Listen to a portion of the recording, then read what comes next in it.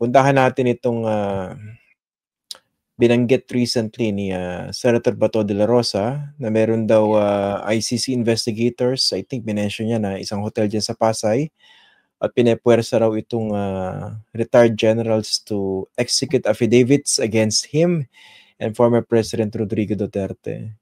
Sa pagkakaalam ninyo, meron ba talaga investigators at meron bang ganyang pamimilit?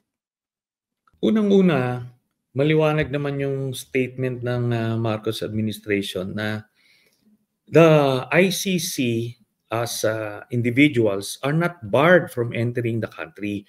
Pwede silang pumasok dito. Walang basis ang Pilipinas na pagbawalan silang pumasok. Therefore, kung pumasok man sila dito o hindi, it's none of our or there's nothing we can do for that matter. Ngayon, kung pumasok sila rito, ano bang gagawin nila? Hindi naman sila magbi-beach lang. For sure, mag-iimbestiga yun. At ang tanong dito kay Bato de la Rosa, bakit? Wala ka bang ginawang mali?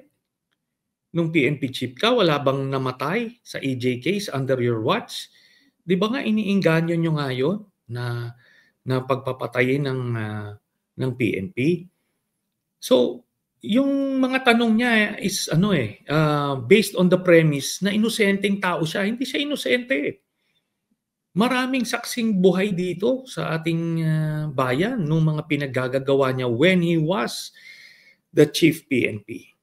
Nangyari yung mga patayan under his watch. Kung maayos siya na PNP chief, to serve and protect the people, hindi niya pinunoteksyonan. Pinatay nila. Tapos ngayon, kung iniimbestigahan ka because of those criminal acts, huwag kang magtaka at huwag kang matakot. Harapin mo, di ba? Yun. So mukha bang takot? Takot na takot, di ba?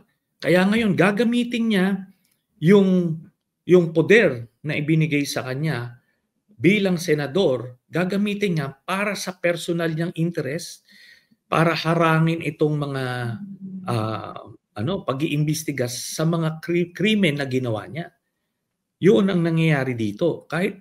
Pero kasi kung, di ba, kung nag-iiyak siya parang, andirito sila, nag-iimbestiga sila. Teka, anong mali doon? Di ba, imbestiga naman yung pinagagagawa niya? Ganun yung pag-gaslight nila eh. He's not an innocent man. Yeah, precisely. Na malaki yung basehan kung bakit sila iniimbestigahan ngayon. Pero yun nga, don't you think yung kanilang yung pagkapanalo nila ni Bongo at si Bato, o si Bato na lang kasi nag-number 3, 'di ba, sa mga surveys before, medyo wala siya sa number 3, no? Gumigitna man lang, 'di ba? Minsan nga napupunta sa bottom 4 ng Magic 12. Pero the fact na nag-number 3 siya, do you think this is aided by the sympathy of their supporters? Para na-consolidate lalo yung Duterte base behind candidates like Bato and Bongo? It's one of the major factors and I will concede that. Kaya nga sinasabi ko, given na yon na nag-gain ng sympathy, di ba? Remember, nung nangyari nga yun kay former President Estrada, it was enough to trigger EDSA tres, almost ousting a sitting government. Ito, natural merong sympathy. Kaya nga ang sinasabi ko, bukod dyan sa factor na yan, may kakulangan din itong nangyari ng kampanya.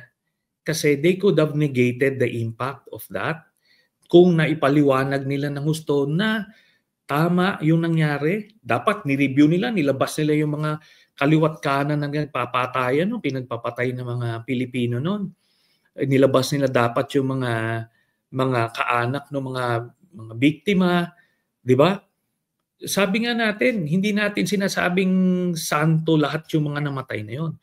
But precisely dahil pinatay na nila, hindi mo na ngayon malaman kung sino talaga yung nagkasala o hindi kasi na-deprive na sila ng due process. So yung mga inosente, kagaya ni Kian de los Santos, permanente ng natuldukan yung kanyang buhay. Pero yun na nga, kung competent lang yung campaign manager ng alyansa, dapat na-reverse pa nila to their advantage and therefore, dapat ngayon, hindi nagbubunyi itong mga Duterte na parang feeling nila parang namulat na sila talaga pala yung mga santo at lahat tayo ay mga makasalanan. Baliktad di ba? And it's sad na because of somebody's incompetence naperwisyo ang lahat.